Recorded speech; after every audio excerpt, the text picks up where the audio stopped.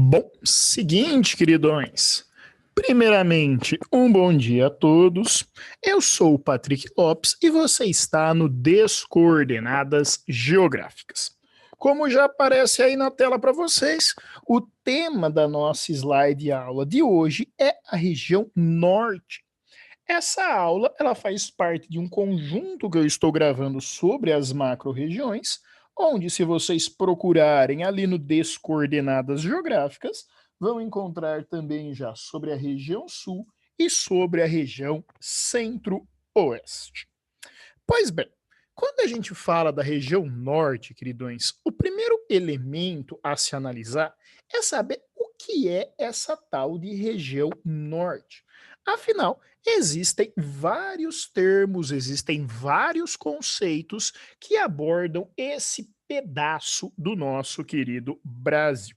Os principais, ou a nossa melhor diferenciação, é o que é Amazônia Internacional.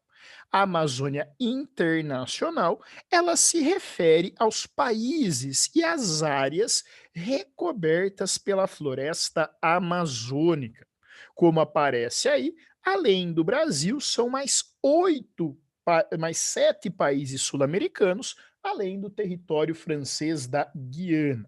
Portanto, a Amazônia Internacional é Brasil, Guiana Francesa, Suriname, Guiana, Venezuela, Colômbia, Equador, Peru e Bolívia. Podemos ouvir falar também sobre a Amazônia Legal. A Amazônia Legal, ela compreende aqueles estados que são abrangidos pela SUDAM, a Superintendência de Desenvolvimento da Amazônia. A SUDAM, queridões, ela é um órgão estatal que tem ali um peso de um ministério em que ela tenta organizar e incentivar investimentos nessa área. Fazem parte da nossa querida SUDAM os estados da região norte, Rondônia, Tocantins, Pará, Amazonas, Acre, Roraima e Amapá, além dos estados do Mato Grosso e do nosso popular Maranhão. Por fim, a região norte, que é o grande foco dessa slide aula, é a maior macro-região do Brasil, formada por aqueles 7 estados que eu já mencionei anteriormente. Então, Amazônia Internacional, Amazônia Legal, região norte. Quando nós falamos, queridões, da região norte, nós estamos falando da maior macro-região brasileira em extensão territorial. O norte, ele ocupa aproximadamente 45% de todo o território brasileiro. É uma região de fato muito extensa. Lá, por exemplo, estão os 2 maiores estados do Brasil, Amazonas e Pará. Lá se localizam 8 dos 10 maiores municípios do Brasil, com destaque ali para o maior município brasileiro, Altamira, lá no Pará, que durante muito tempo foi o maior município do mundo. Essa região também é de maior extensão da nossa fronteira internacional. Ela faz fronteira com a Bolívia, com o Peru, com a Colômbia, com a Venezuela, com a Guiana, com o Suriname e até com a França, lá na nossa popular Guiana Francesa. Aliás, essa daqui é a maior fronteira terrestre oficialmente da França, é com o Brasil. E também é a região de inserção mais periférica na economia brasileira. Tanto é que, se a gente pegar a regionalização miltoniana, aquela proposta por Milton Santos, o nome que é dado para essa parte é região periférica ou região afastada. Essa região ela é formada por 7 unidades federativas. São 7 estados desde a Constituição de 1988. Ali nós temos os estados do Amazonas e do Pará, que são estados relativamente antigos, mas a partir da Constituição de 88, o antigo território do Amapá, o antigo território de Roraima, o antigo território de Rondônia e o antigo território do Acre passam à condição de estados. Além do mais, O Tocantins, que até então era o norte do estado de Goiás e fazia parte, portanto, do Centro-Oeste, com a divisão passa a fazer parte do norte, que fica ainda maior do que era. O Acre tem a sua capital na cidade de Rio Branco, o Amazonas na cidade de Manaus, Rondônia na cidade de Porto Velho, Roraima ou Roraima na cidade de Boa Vista, o Pará na cidade de Belém, o Amapá na cidade de Macapá e o Tocantins na cidade de Palmas. Os aspectos naturais dessa região, queridões, eles são relativamente simples, mas eles sempre vão se destacar pela sua grandiosidade. Por exemplo, o relevo da região norte. Se nós olharmos para as médias altimétricas, essa é a região mais baixa do Brasil. Por quê? Porque vai prevalecer ali as chamadas terras baixas da Amazônia. Depressões como a depressão periférica sul-amazônica, como a depressão norte-amazônica e também planícies, onde vai se destacar a maior planície fluvial brasileira, que é a planície do rio Amazonas. Porém, é nessa região também que se encontra o ponto mais alto do Brasil, o Pico da Neblina, com os seus 2.996 metros, ali na fronteira entre Amazonas e Venezuela, é o ponto mais elevado do nosso território, fazendo parte de um conjunto planáltico que é denominado como Planalto das Guianas, onde nós temos ali muitas mesetas, muitas formas achatadas. Ao sul dessa região, nós já encontramos áreas do Planalto Central brasileiro, dividido ali em planaltos residuais norte-amazônicos, em planaltos residuais sul-amazônicos, na chapada da bacia do rio Parnaíba. Então, esse é o relevo do nosso querido norte.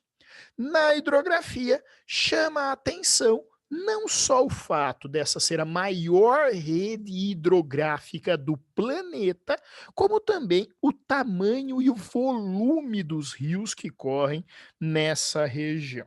A maior parte desses rios, eles vão em direção ao grande rio Amazonas, o rio com o maior número de afluentes e subafluentes do planeta. Além dessa grande bacia, também banham terras da região norte, sobretudo os estados de Tocantins e Pará, a bacia do Tocantins-Araguaia. Algumas bacias secundárias que nós temos ali são as bacias do Amapá e o comecinho da bacia secundária de norte-nordeste. Também chama a atenção na região norte a presença de dois grandes aquíferos, o aquífero Alter do Chão, em áreas ali do Pará e do Amazonas, considerado o maior aquífero do Brasil, já conhecido em volume de água, e aquele que promete ser o maior aquífero do mundo, quando os estudos estiverem concluídos, o rio subterrâneo Ranza, uma grandeza de água doce, um rio 4 vezes maior que o Amazonas, que corre abaixo desse, que já é um grande colosso. Então, é a região de predominância das águas. Os climas nessa região, eles também são muito simples. Prevalece o clima equatorial. Só que o equatorial, ele tem duas variações. O equatorial úmido, que nós encontramos na maior parte da região, e o equatorial superúmido, que ocorre principalmente nas áreas de mata mais fechada, lá nas fronteiras do Acre, do Amazonas, na popular região da Cabeça do Cachorro, que é um dos climas que mais registra chuvas no mundo. Além deles, o Tocantins e regiões elevadas de Roraima também apresentam indícios do clima tropical típico. Aqui, alguns climogramas que demonstram isso. O tropical superúmido, lá da cidade de São Gabriel da Cachoeira, única a cidade amazonense na fronteira com a Colômbia, o clima equatorial úmido, que nós encontramos em Manaus. Observe ali as altas médias térmicas e a baixíssima amplitude térmica, além das chuvas constantes e bem distribuídas, e o clima tropical típico, que nós encontramos lá no Tocantins. Chama a atenção nesse clima a sazonalidade muito marcada pela chuva. Você tem meses de verão muito úmidos, meses de inverno muito secos. Essa associação dessa abundância climática com essa abundância hídrica vai nos revelar uma vegetação de floresta.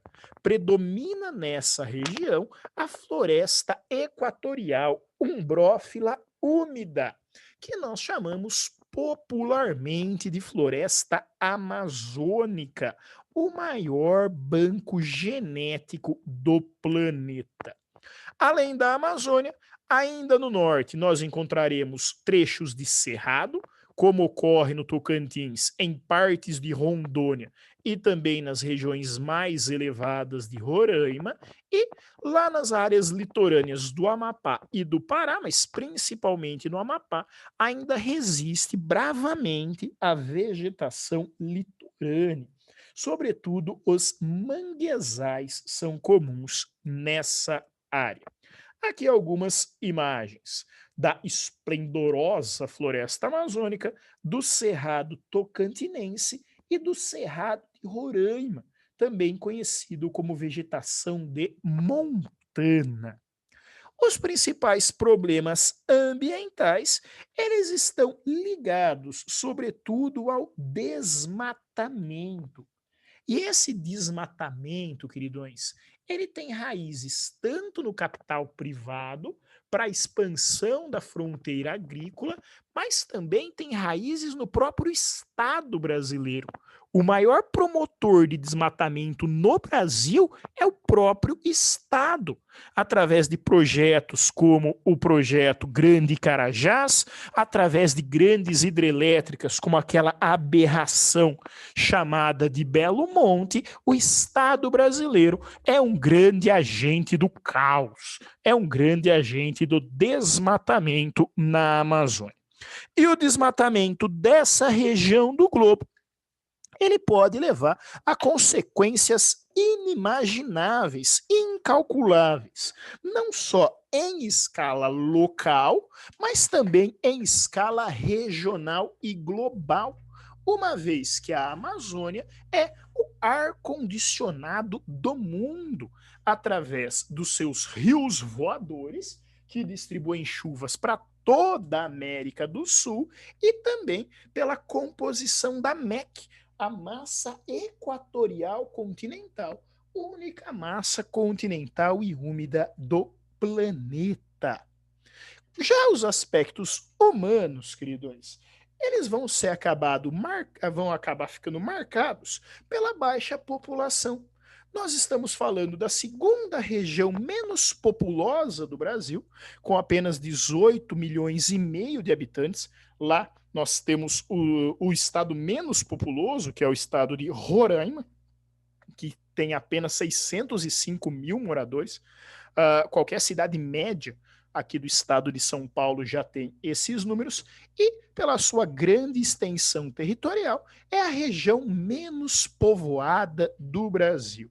Chega a possuir, tem uma média de 4,7 habitantes por quilômetro quadrado, mas são muitas áreas no Pará, em Roraima, no Acre, no Amazonas, onde nós encontramos taxas de ocupação de menos de 2 habitantes por quilômetro quadrado.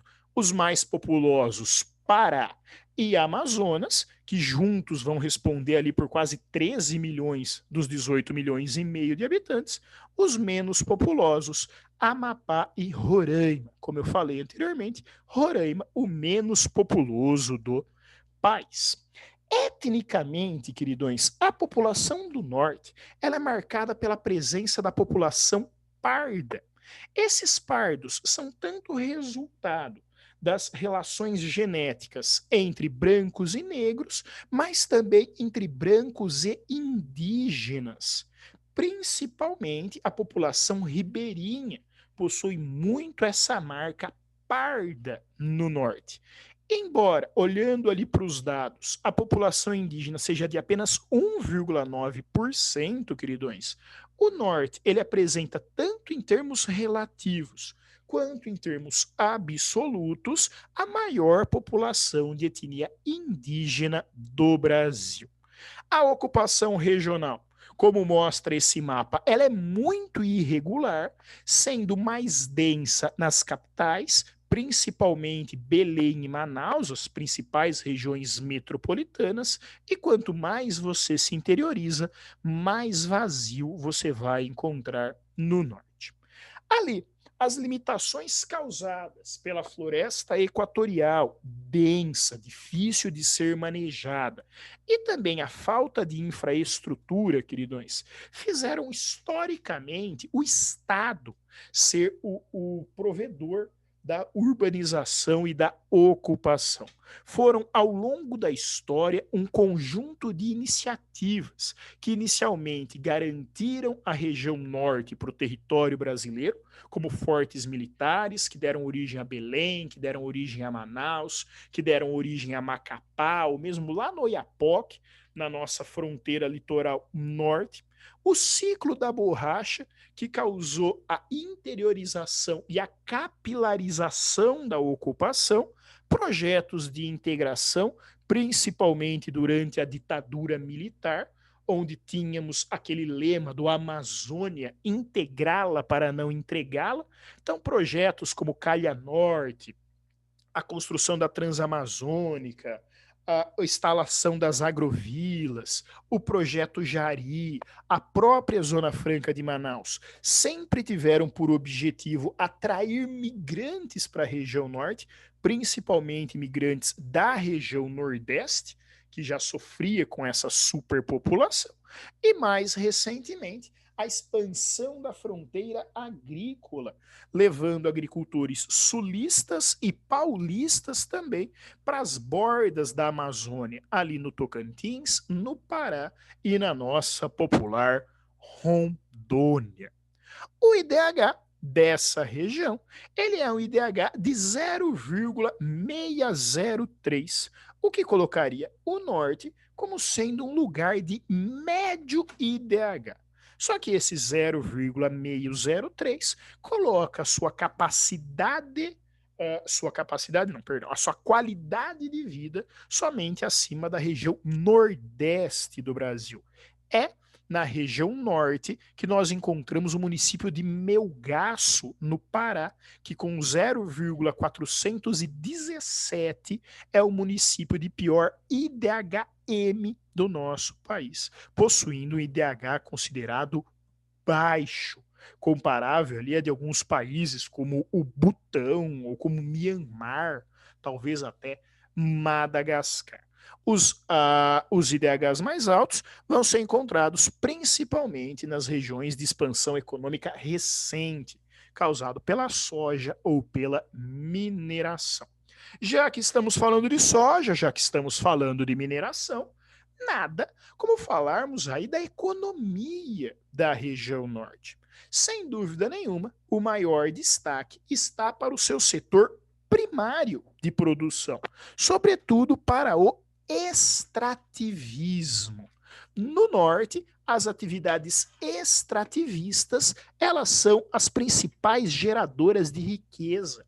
São elas que mais contribuem para o PIB regional, com destaque ali para o extrativismo vegetal, seja de madeira retirada da floresta amazônica, seja do extrativismo ali das chamadas drogas do sertão, usadas na indústria farmacêutica, seja o popularizado açaí, seja o a caminho da popularização cupuaçu, ou mesmo o látex, que mesmo depois do processo de vulcanização, continua sendo utilizado para a produção de borrachas naturais, de ligas ali menos tóxicas de borrachas e outros materiais. O extrativismo mineral, ele também vai ser uma referência, sobretudo nos estados do Pará, Amapá e Rondônia, onde vão se destacar grandes estabelecimentos implementados pelo Estado, como a Serra dos Carajás e os vales dos rios Trombetas e Oriximiná, que vão responder pela grande produção de manganês, a grande produção de cassiterita, a grande produção de níquel que a gente encontra. Lá no Amazonas, importantes reservas petrolíferas e de gás natural também são encontradas, assim como o tungstênio e o rundestênio no estado de Rondônia. Essa produção ela é praticamente 100% exportada, uma vez que a indústria regional não absorve e há uma grande distância e falta de ligação infraestrutural entre o norte e a região sudeste, aquela mais industrializada do país. Ressalta-se aí também o período de existência da Serra Pelada, o maior garimpo a céu aberto do mundo. Inclusive, recentemente que eu digo, acho que pelo menos nos últimos 5 anos, foi lançado um filme a respeito dessa região. Ainda no setor primário, nós temos a agropecuária, onde a agricultura de subsistência, junto à pesca artesanal, constitui a segurança alimentar da região, sobretudo de comunidades ribeirinhas, que muitas vezes estão afastadas das zonas urbanas dos seus municípios por até 10, 12 horas de barco. Então sobrevivem ali de pequenos roçados e também da pesca feita de maneira rudimentar. A agricultura comercial cresce na região, sobretudo nas áreas de Amazônia já devastada, onde a soja continua sendo uma grande ameaça, mas o café em Rondônia e no Pará, a pimenta no Pará, o maracujá e o coco no Pará e no Amapá são também plantações que começam a ganhar espaço.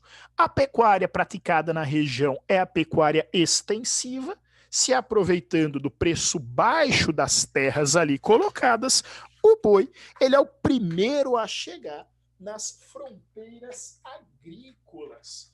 Mas quando você cria uma nova fronteira agrícola, a primeira atividade é a pecuária bovina extensiva.